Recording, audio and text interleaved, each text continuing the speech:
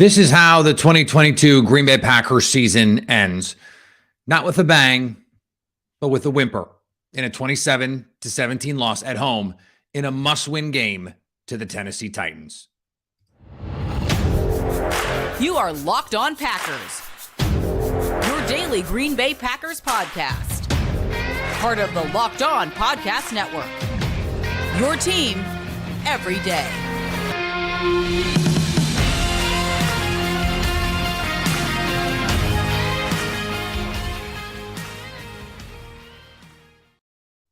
You were Locked On Packers, part of the Locked On Podcast Network, your team every day. I'm Peter Bukowski, and I cover the Packers for The Leap, a newsletter I would love for you to subscribe to. You can follow me on Twitter, Peter_Bukowski. Follow the podcast on Twitter at Locked On Packers. Like us on Facebook. Subscribe to the podcast, iTunes, Spotify, Google Podcasts, wherever you find podcasts, you will find Locked On Packers, the number one Packers podcast on the internet. And the show for fans who know what happened. They want to know why and how. Thanks to everyone who makes Locked On Packers your first listen every day. We hope you like starting your day with us as much as we like starting our day with you. And today's episode is brought to you by Simply Safe. There's no safe like Simply Safe. Visit simplysafe.com/LockedOnNFL to learn more. The Green Bay Packers 2022 season is now all over. As my grandfather used to say, it's all over but the crying. God rest his soul. And rest in peace to the 2022 Packers season, because with this loss now, it is truly all over but the crying, and maybe the crying is over too. In a game against one of the worst offenses in the league, I was not exaggerating when I called this one of the worst offenses in the league. Just go look at the numbers. All season, they have been a bottom five offense. The worst team in yards per drive. The third worst team in net yards per drive. The second worst team in passing yards per game. Pick a statistic. This Titans team was bad at it. They didn't score more than 24 all season. They scored 27 in the third quarter without breaking a sweat. Ryan Tannehill, who couldn't complete a pass to Jerry Rice and Randy Moss for most of the season, goes 22 of 27 for 333. He averages over 12 yards an attempt in a game where the Packers defense was content to do the thing that they have done all year against everyone, and that is play off, play zone, let them complete a million passes underneath, because that's what this team wants to do. They let the Titans play exactly the way the Tennessee Titans want to play. And they said, if you want to stop Derrick Henry, which the Packers did, by the way, 28 carries for 87 yards, that's 3.1 yards per carry. That's really good defense. 33 carries overall, including 3 kneel downs. But if we just do 29 carries for 91 yards, that's a really good job defensively in the run game. But in the passing game, it's soft, it's off, it's zone coverage, it's on 3rd and 10. You get no pass rush, and you've got Keyshawn Nixon streaking down the field covering Treylon Burks. It's on 3rd and long in the red zone. You are not playing tight, you're not playing man, and you've got Chris Barnes, the closest defender in zone coverage against Robert Woods. You're giving up 9 yards on 3rd and 10 to set up 4th downs.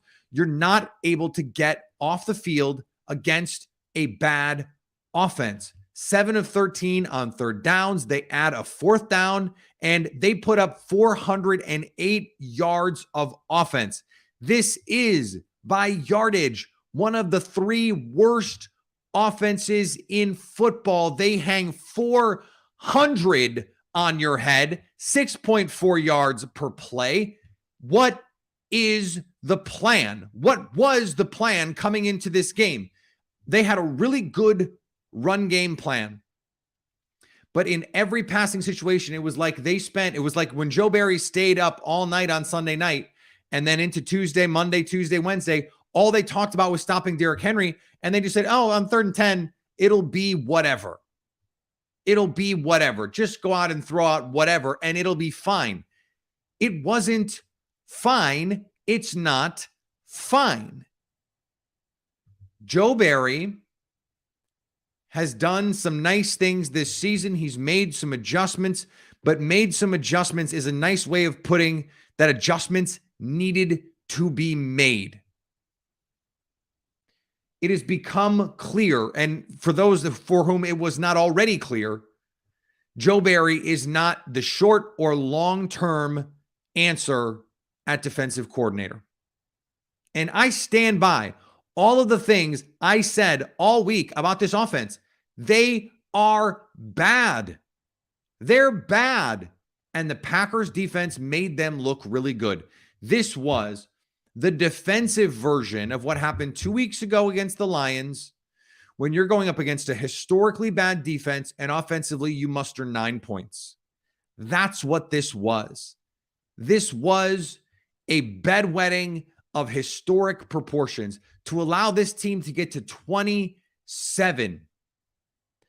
The Titans scored in every quarter. They were a historically bad fourth quarter offense, had not scored in the fourth quarter all season. That was the worst mark since the mid-1970s, I believe 1974.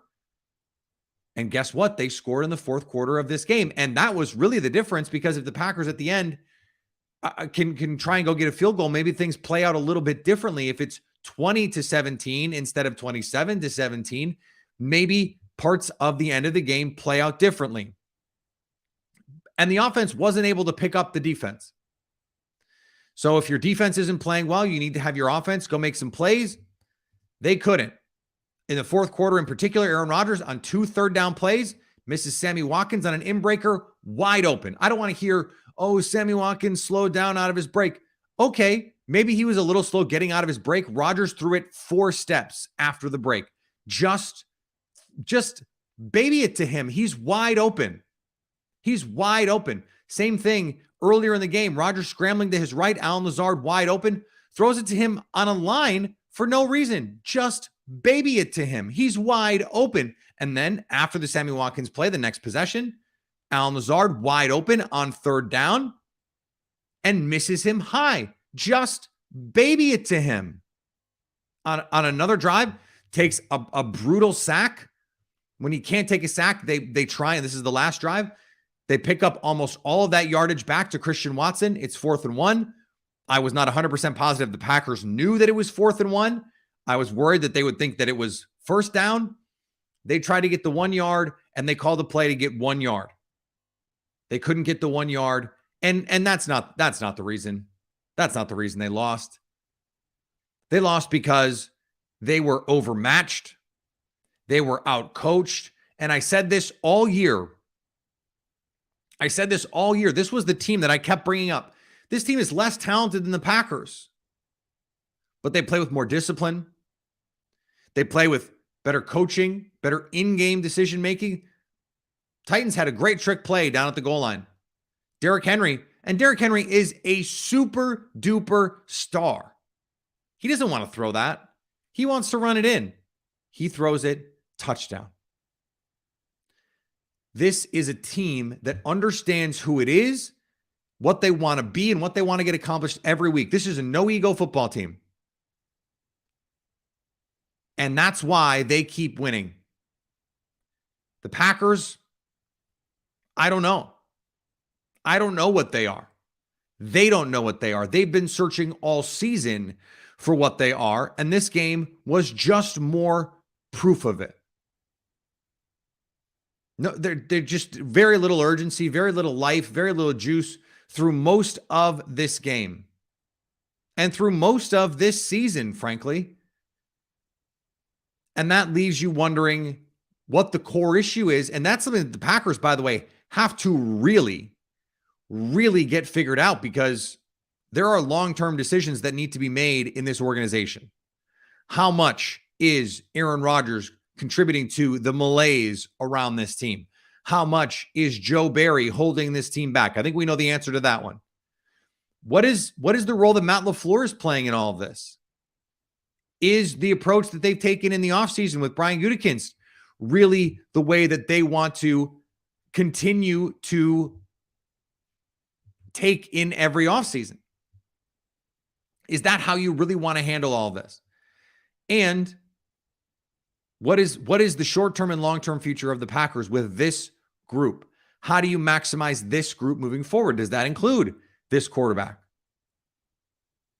Does that include Jordan Love? If it's not Aaron Rodgers, is it Jordan Love? Can Jordan Love play? Christian Watson looks like a player. We're going to talk about Christian Watson. Aaron Jones. He's going to cost a boatload on the cap next season. What do you do with him? A.J. Dillon. Rashawn Gary looks like he's worth his weight in gold. Elton Jenkins needs a contract. Decisions need to be made about Yosh Nijman. So where does this team go with these players? What can they learn from the rest of the way? Because there are still crucial things that they need to know for a team that is capped out, for a team that thought it was ready to compete. So how did they so triumphantly misevaluate this team? What were the things that went wrong? They need to be doing the post-mortem like pre-mortem, current mortem, because death is here. Even if they win out. And that is, I don't know what evidence we would have to lead us to believe they could or would do that. But even if they did, it's a tall order to get to the postseason. And what are you going to do in the playoffs? With this team, with Rashawn Gary out for the year, with Eric Stokes out for the year. Can you really compete for a Super Bowl? Well, in this NFC, you maybe could have, but this team, they can't score. I mean, this for the Packers was an aberration last week, scoring 31. I mean, let's just go back through this. Since they scored 27 against the Bears, 14, 24 against the Patriots. That looks pretty good. The Patriots are 27, against the Patriots. They're a good defense. 22 against the Giants in a game where they blew a 2-touchdown lead. 10 against the Jets. 21 against the Commanders in a game they blew a 2-score lead. 17 against the Bills. 9 against the hapless Lions. 31 against the Cowboys, and now 17 against the Titans. This team can't score. This team can't stop anybody. So who are they? Who are they? The answer to that right now is a bad football team. Getting stuck in Black Friday crowds, super uncomfortable. Shopping Tommy John's Black Friday sale from your couch, the most comfortable. And Tommy John's, all of the Tommy John's products are incredibly comfortable. With over 18 million pairs sold, Give Tommy John's has been a holiday tradition. 97% of women and men love getting a gift from Tommy John. I got some. I love them so much. My wife used her good, hard-earned money to buy herself not one, but 2 sets. And she loves them. In fact, was wearing them tonight as we're watching the game because they are just great to just hang around in. If you're going to watch the Packers lose, you might as well be comfortable when it's happening. Shop Tommy John's Black Friday sale going on right now and get 30% off site-wide at TommyJohn.com/lockedon. That's 30% off everything now at TommyJohn.com/lockedon. And thanks for making Locked On Packers your first listen. For your second listen, check out Locked On Sports Today. From the games that matter the most to the biggest stories in sports, go beyond the scoreboard and behind the scenes with the local experts and insights only Locked On can provide. It's my show. Come listen. Locked On Sports Today, available on the Odyssey app, YouTube, and wherever you get podcasts. Okay. A couple of positive things that I want to hit on because I feel like this season has been dark and full of terrors. Christian Watson is awesome. And he can do the schemed up stuff.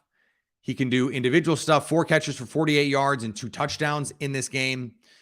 And he looks like he is the future of this offense. Looks like he can be a future wide receiver 1 in this offense. Allen Lazard had a nice game, but, had some plays where he probably needs to make a couple of them and didn't. Randall Cobb looks spry as ever, 6 for 73. But Christian Watson looks like a potential star. This is, we talked about wanting to see it again.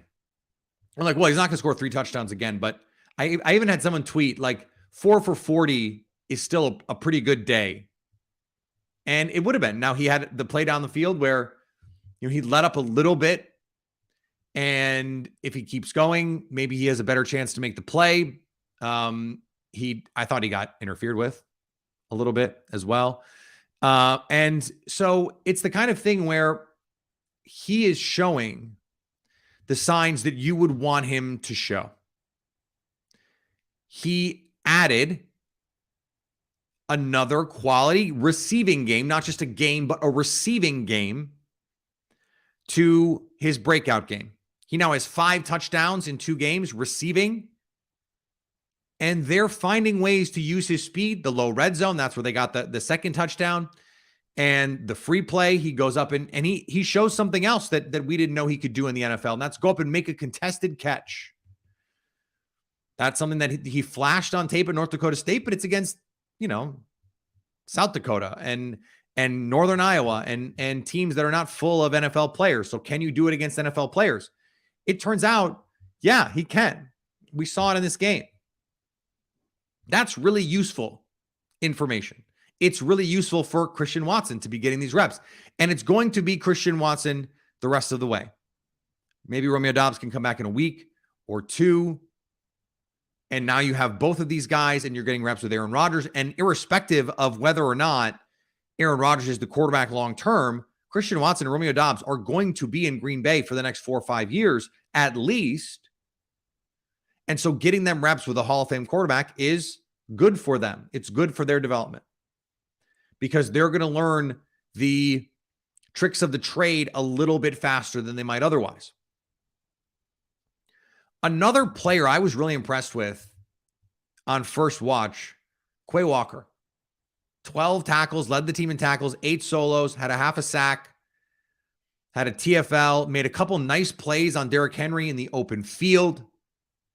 It was, I thought, his best first half of the season, his best run defense game of the season. And in a game where maybe you'd like to have Devondre Campbell a little bit more, he's hurt, can't be out there. This is when it would be really nice to have both those guys.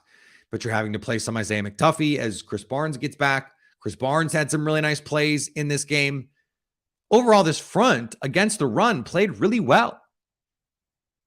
They played really well.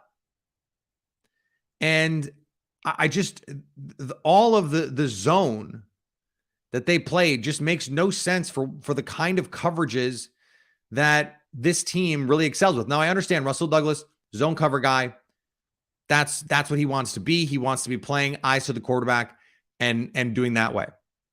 Jair Alexander, though, if he's just going to stick on one side, that's not useful. This team needs to be playing a little bit more man coverage. They need to be playing a little bit more press. You can press in zone, but that's just not, and I understand, like, you can call zone and still play aggressively. You can call zone and press.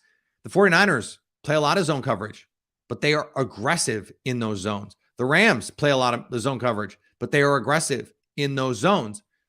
The Packers' mentality is just, it's not aggressive. It's just not. And that has to change. It's not, it's not Quay Walker's fault. This is a game where Jair Alexander, you don't really get a lot from him. Russell Douglas makes the great play, falling off coverage. He spots the play action, gets underneath the throw, makes a great play. Jair Alexander was going to undercut that route anyway because Tannehill did not drive that ball enough. But you need to see these guys play a little bit. And like when you have secondary players like the Green Bay Packers have, when you're paying Jair Alexander and Russell Douglas considerable amounts of money, especially in the case of Jair, why on 3rd and 10 is the nearest defender to the Titans' best receiver, Chris Barnes? For as good a game as Chris Barnes had. Like, it just doesn't make any sense. So I can't even evaluate like what Rudy Ford was tonight. I can't even evaluate if the Darnell Savage experiment worked tonight. Now it's a different kind of team. This is not the ideal team to play Darnell Savage in the slot a bunch because they just don't have a slot guy that they're going to use on a regular basis. I didn't think Darnell Savage had a bad game on first watch. I didn't notice him a lot in general. And, I saw some fans blaming him for some plays that I didn't think were necessarily his fault. But it's hard to know in zone coverages because you bust them and you're just sort of like, okay, well, what was the call there? What was the situation there? For the Packers, you have to sort of take these, and I know I've fallen down a negative rabbit hole here, but that part of it is just, it's so frustrating. It's so frustrating. I'm sort of racking my brain to come up with some more positives. Okay, I found one. Preston Smith. Preston Smith played really well on the edge, set the edge in the run, had 1.5 sacks, a couple QB hits, made some plays. He did some nice things for this Packers team and continues to show, hey, he's a core piece of this defense. He's a leader on this defense. But without Rashawn Gary, they just had no juice in the pass rush. Like, where's Kenny Clark? Where's Jaron Reed, who had 6 pressures last week? Where is Devontae Wyatt? Did Devontae Wyatt even play in this game? He did. But did he? Kingsley Enagbare. Did he play in this game? I saw 55 on my screen a lot. Go look at the box score. Not really a lot there. 1 tackle. Didn't really affect the passing game against one of the worst pass blocking teams in the league. So I can't emphasize enough how bad this offense was all season. And I can't emphasize enough how easy offense was for them on Thursday night. It is just unacceptable. And I don't like calling for people's jobs. I don't like saying this person needs to be fired. But so I'll frame it this way. This can't continue like this. Joe Barry is not the right defensive coordinator for this team if they want to win a Super Bowl or just anyway. For whatever reason, he's not the right coach. They made a mistake with this hire.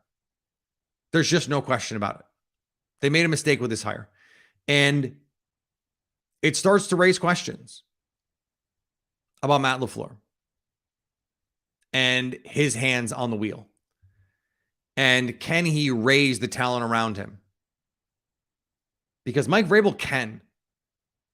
And I thought it was a crime that Mike Vrabel was the coach of the year over Matt LaFleur last year. I thought Matt LaFleur deserved it in 2020. He didn't win it either year. I feel like I have to do the Shaq thing. Like, I have to apologize to you. I wasn't familiar with your game. Like, obviously I was familiar with Mike Vrabel's game, but to see it in person, to see these teams side by side, when I spent all season going, hey, look at this offense. They're better than the Packers offense. Now that's not true anymore, but it was for a little while. And they have worse players. Hey, look at this defense. They are way better than the Packers defense. They have worse players. Why is that? Coaching. And so when you have both sides of the ball underperforming, that doesn't just reflect on your defensive coordinator and Joe Barry. It reflects on your head coach because he's calling the offense. And it reflects on your quarterback. And it reflects on your general manager. It reflects on everyone. No, I don't think blowing everything up and just like starting over is the way to handle all this. I don't think that makes sense. But there needs to be real meaningful change on this team. And I do think they need to look at a new defensive coordinator. I think they need to shake up the offensive roster. I really like what they did with Aubrey Pleasant. Here's what I would do. Joe Barry, I guess you can stay on staff if you want. Like, he's going to get paid either way. Just give Aubrey Pleasant a shot. Let him call the defense. And maybe not this week because he just got there, but like in a week or two. Just let him do it. See what he can bring. An outside voice. That's what this team needs. An outside voice to come in and give them a different look. Because trying to go status quo, it just didn't work. And now this team is in a difficult position of trying to make decisions for both the future and the present. And that's really tricky because what is this team? Where are they going? What are they good at? We don't have good answers to those questions. Today's episode brought to you by our friends at BetOnline. BetOnline is your number one source for all of your sports betting info, stats, news, and analysis. Get the latest odds and trends for every professional and amateur league out there. From football to basketball, soccer, esports, we've got it all at betonline.net. And if you love sports podcasts, you can find those at BetOnline as well. We're always the fastest and easiest way to get your betting fix. Head to the website or use your mobile device to learn more about the trends and the action. BetOnline, where the game starts. And thanks for making Locked On Packers your first listen every day. For your next listen, check out Locked On Sports today. The biggest stories in sports, plus instant reactions, big game recaps, and the take of the day. I host it. It's our great experts from around the network. Tyler Rowland, my guy, is going to be on the show. If you're listening to it on Friday, if you're watching us live, of course, I'm talking about tomorrow's show. And he will get to gloat, even though he picked the Packers. So I don't know how much gloating he gets to do. I thought it would be a closer game than he did. And he was more wrong. But check out Locked On Sports today. That would be great. We are not going to transition fully to draft coverage because I don't think anyone wants that yet. I think there's still a lot to be learned here. You still like to see Romeo Doubs get some more reps. You still like to see Romeo Doubs and Christian Watson play together. You at a certain point like to see Jordan Love get some reps here, just for no other reason than, number one, you figure out who he is, and number two, other teams get to figure out who he is, and if he's any good, you move on from Aaron Rodgers. If he's any good, maybe you trade him and get some draft capital to help buoy Aaron Rodgers to make another title run. There's a lot of options here. You got to figure that part of it out. But it can't be, okay, well, in a year where you're probably going to lose at least one more game, that's probably going to take you out of the playoff. It might be in a week. That's probably going to take you out of the postseason race. You might be out of it already effectively. And so where do you try and find advantages? Where do you try and find information? Aaron Rodgers playing a bunch more games is not useful to your team, really. Now, it might be useful to help Christian Watson and Romeo Doubs, but you want to evaluate some of these other players like Jordan Love.